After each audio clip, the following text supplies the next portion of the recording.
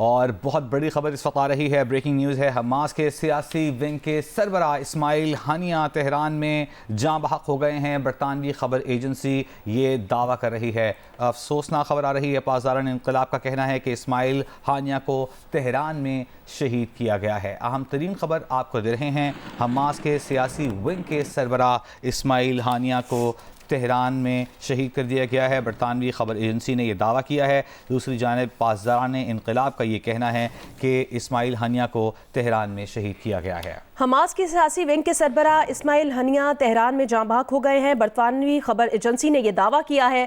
पासदारान इनकलाब का कहना है कि इस्माइल हानिया को तेहरान में शहीद किया गया है। अफसोसनाक खबर सामने आ रही है। बरतानवी खबर एजेंसी के मुताबिक ये दावा किया गया है कि हमास के सियासी विंग के सरबराह इस्माइल हानिया तेहरान में जाँ बहक हो गए हैं। पासदारान इनकलाब का कहना है इस्माइल हानिया को तेहरान में शहीद किया गया है।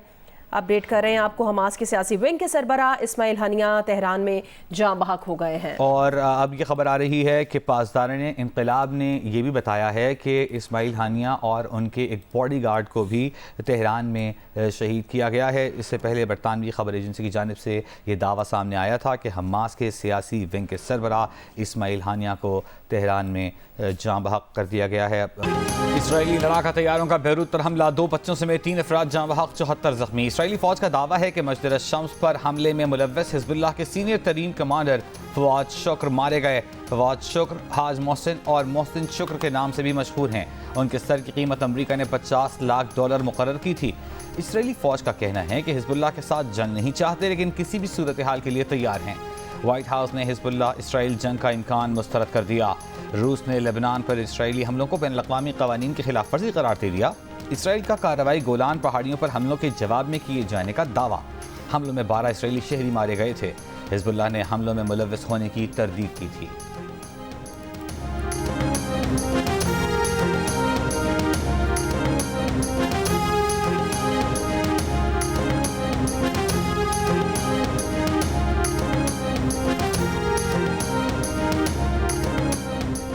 वफाकी वज़ीर इत्तलात अतारा तारड़ ने कहा कि उन्हें फ़ौज और PTI में बातचीत का कोई इम्कान नज़र नहीं आता।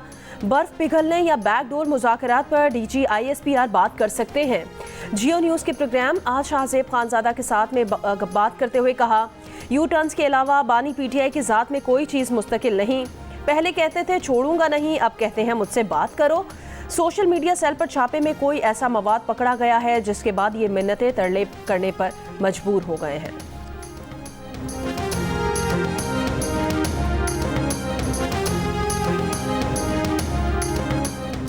बानी PTI ने कहा है कि फौज अपना नुमाइंदा मुकर्रर करे, वो फौज से मुज़ाकरात के लिए तैयार हैं। अरियाला जेल में सहाफ़ियों से गुफ्तगू करते हुए बानी PTI ने कहा कि उन्होंने फौज पर इल्ज़ामात नहीं लगाए, सिर्फ तनकीद की।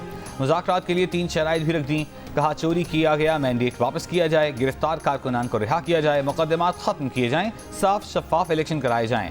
बानी PTI ने कहा मौलाना फजल रहमान ने असेंबलियों से इस्तीफे की जो बात की है वो तीसरे मरहले की बात कर रहे हैं।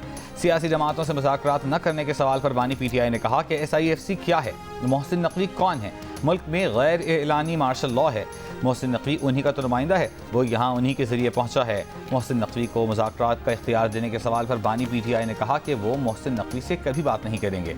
हुकूमत का एक ही मकसद है कि PTI और फौज को लड़वा कर PTI को ख़त्म करवाएं।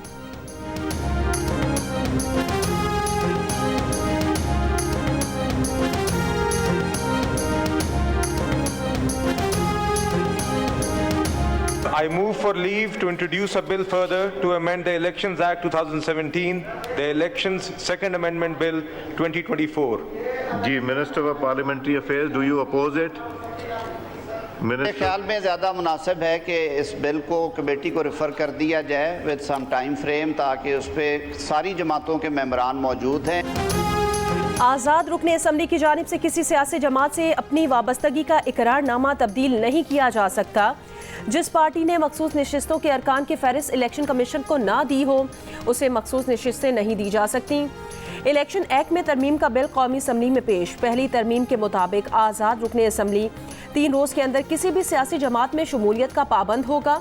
इसके बाद किसी और सियासी जमात में शामिल नहीं हो सकेगा। किसी भी सियासी जमात में शमूलियत की रजामंदी नाकाबिले तनसीख होगी। इस पर किसी भी अदालत का फैसला असरअंदाज नहीं हो सकेगा। दूसरी तरमीम के मुताबिक जिस पार्टी ने मखसूस नशिस्तों की फहरिस्त इलेक्शन कमीशन को जमा ना कराई हो उसे मखसूस नशिस्तें नहीं दी जा सकती। ये दोनों तरामीम पार्लियामेंट से मंजूरी के बाद फौरी तौर पर नाफिजुल अमल होंगी। स्पीकर ने दोनों तरामीम कायमा कमेटी को भेज दी।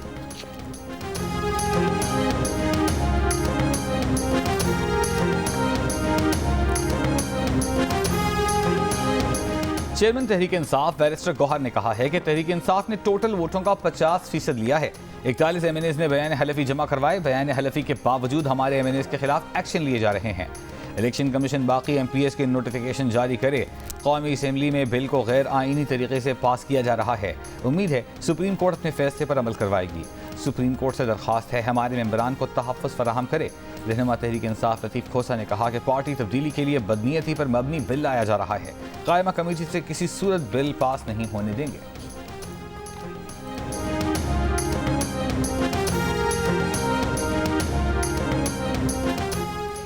इस्लामाबाद हाई कोर्ट का पीटीआई सेंट्रल सेक्रेटेरिएट फौरी खोलने का हुक्म। अदालत ने पीटीआई को एक हफ्ते में इमारत में आग से बचाव के हिफाजती इंतजामात की भी हिदायत कर दी। अदालत ने कहा कि तहरीक इंसाफ सीडीए हुकाम से 10 किस्म के इंतजामात करने पर मुत्तफिक हुई। पीटीआई ने सीडीए से इत्तफाक किया कि आग बुझाने के आले हर फ्लोर पर लगाएंगे। छत पर फायर पंप, अलग से पानी का टैंक, मैनुअल अलार्म सिस्टम भी होगा। आज कराची, ठट्टा, बदीन, सजावल, जामशोरो, थरपारकर, उमरकोट, मिट्टी और दादू समेत सिंध में फिर कहीं कहीं बारिश का इम्कान है। कराची के मुख्तलिफ इलाकों में मंगल को कहीं हल्की कहीं तेज़ बारिश हुई।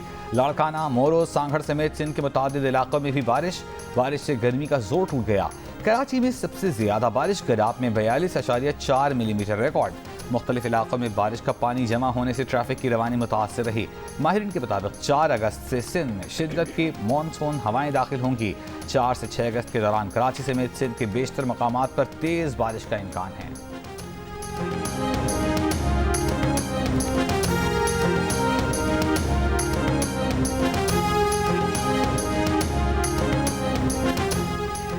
आज इस्लामाबाद, पंजाब, बालाई खैबर पख्तूनख्वा, जनूबी बलूचिस्तान, कश्मीर और गिलगित बल्तिस्तान में बारिश का इम्कान।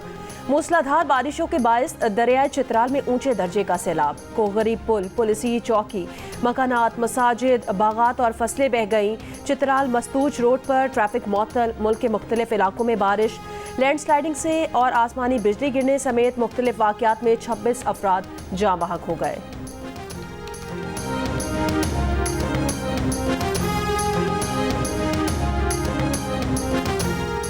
बिजली की कीमतों में कमी के लिए रावलपिंडी के लियाकत बाग में जमात इस्लामी का धरना 6 रोज में दाखिल।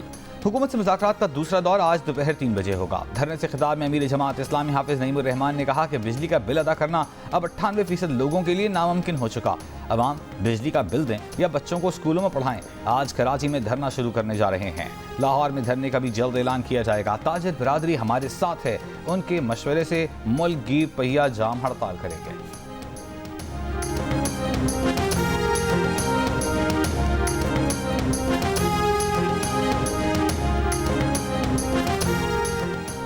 फौजियों को बगावत पर उकसाने का जुर्म साबित। पाक फौज के retired lieutenant colonel Akbar Hussain से रैंक भी जब्त कर लिया गया। ISPR के मुताबिक अकबर हुसैन पर फील्ड जनरल कोर्ट मार्शल में फौजियों को बगावत पर उकसाने का जुर्म साबित होने पर 10 मई को 14 साल सख्त कैद की सजा सुनाई गई थी। मजाज अदालत ने मुनासिब अदालती अमल के जरिए अकबर हुसैन को मुजरिम करार दिया था।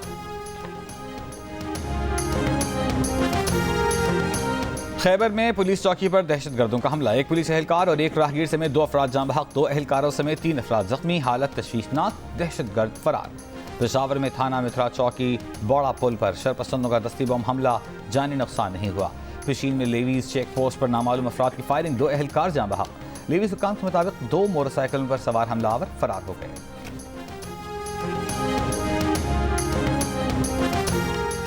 गवादर में मंगल को फिर एहतजाज हुआ। मुजाहिरीन ने विमेन पुलिस स्टेशन पर हमला किया। वजीर दाखिला बलूचिस्तान को ब्रीफिंग में बताया गया कि विमेन पुलिस स्टेशन पर तोड़फोड़ की गई। 2 पुलिस एहलकार जख्मी हुए। मुश्तइल मुजाहिरीन ने गवादर में CNW के दफ्तर का सरकारी रिकॉर्ड जला दिया। राजी मुची कमेटी की रुकन सीमी दीन बलोच, सिबगतुल्ला बलोच और सबीहा बलोच को रिहा कर दिया गया। डिप्टी कमिश्नर हमूदुर रहमान ने कहा कि इन खवातीन को गिरफ्तार नहीं किया गया था। सोशल मीडिया पर मुनज़्ज़म मंसूबे के तहत अफवाहें फैलाई जा रही हैं। राजी मुची कमेटी अरकान कानून हाथ में लेकर हुकूमती रेड चैलेंज की। मुजाहिरीन ने एक एहलकार को शहीद कर दिया।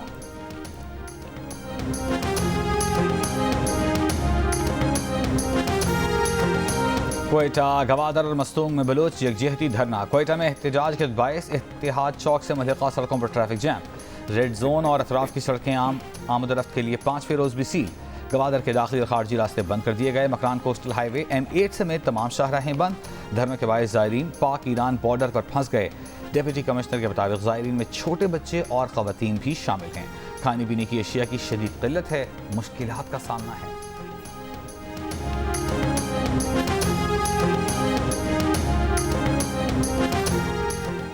कराची में स्पेशल इन्वेस्टिगेशन यूनिट में तैनात पुलिस अफसरान और एहलकारों की एक और वारदात सामने आ गई।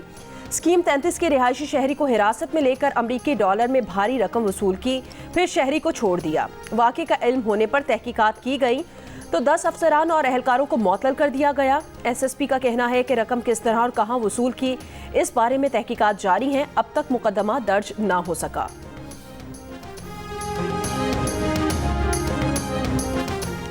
विदहोल्डिंग टैक्स के खिलाफ कराची ग्रोसर्स एंड होलसेलर्स का मुल्क भर की अनाज मंडियां आज से 2 अगस्त तक बंद रखने का ऐलान। Chairman Karachi grocers and wholesalers का कहना है कि FBR के विदहोल्डिंग एजेंट नहीं बन सकते। विदहोल्डिंग टैक्स से दाल और चावल की कीमत में 20 से 50 रुपए फी किलो तक इजाफा हो जाएगा। 3 दिन की हड़ताल से मसला हल न हुआ तो 16 अगस्त को अगला लाहेमल देंगे। खैबर पख्तूनख्वा असम्बली ने तंबाकू पर सूबाई टैक्स कम करके आधा कर दिया। बजट में 1 किलो तंबाकू पर 50 रुपए टैक्स लगाया गया था। फाइनेंस तरमीमी बिल मंजूर करके इस टैक्स को 25 रुपए फी किलो कर दिया। नस्वार में इस्तेमाल होने वाले तंबाकू पर 7.5 रुपए फी किलो टैक्स को बरकरार रखा गया है।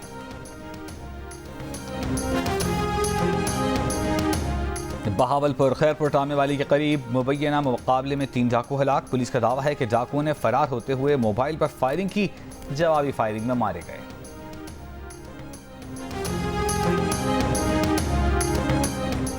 मुल्तान में शदीद गर्मी और बढ़ते दर्जा हरारत के पेश नज़र जिला इंतजामिया का सायादार दरख्त और 1 लाख नए पौधे लगाने का फैसला।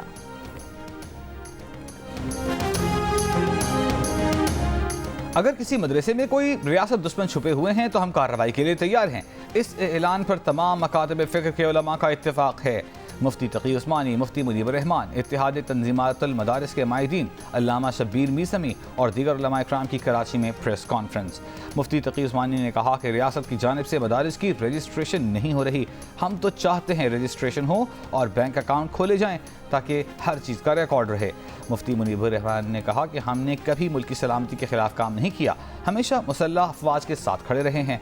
दीनी मदारिस ने कभी फसाद से फ़ायदा उठाने का सोचा तक नहीं। हमें हरीफ के बजाय हलीफ समझा जाए।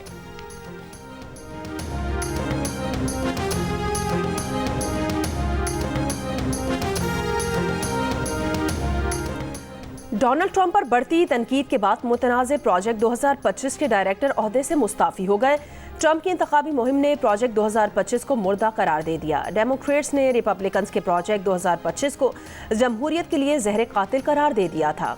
कामिला हैरिस के मैनेजर इंतखाबी मुहिम ने कहा कि वोटर्स की तशवीश बढ़ने चाहिए कि ट्रंप क्या छुपाना चाहते हैं। ईरान के नौमुंतखब सदर मसूद पेज़ेश्कियान ने ओहदे का हलफ उठा लिया। ईरान की मजलिस शूरा इस्लामी में हलफ बर्दारी की तकरीब में मुख्तलिफ ममालिक के सरबराहान ममलिकत और वफूद की शिरकत। नायब वज़ीर आज़म और वज़ीर ख़ारजा इसहाक़ दाद भी शरीक हुए। ईरानी सदर मसूद पेज़ेश्कियान ने खिताब करते हुए कहा कि उनकी हुकूमत कभी गैर मुल्की दबाव में नहीं आएगी। ईरानी स्पीकर पार्लियामेंट ने तकरीब से खिताब में कहा कि इस वक्त सबसे अहम मसला गज़ा और फ़लस्तीन का है। अमरीका मगरबी क़ुव्वतों का गज़ा मसले के हल में रुकावटें डालना काबिल मज़म्मत है।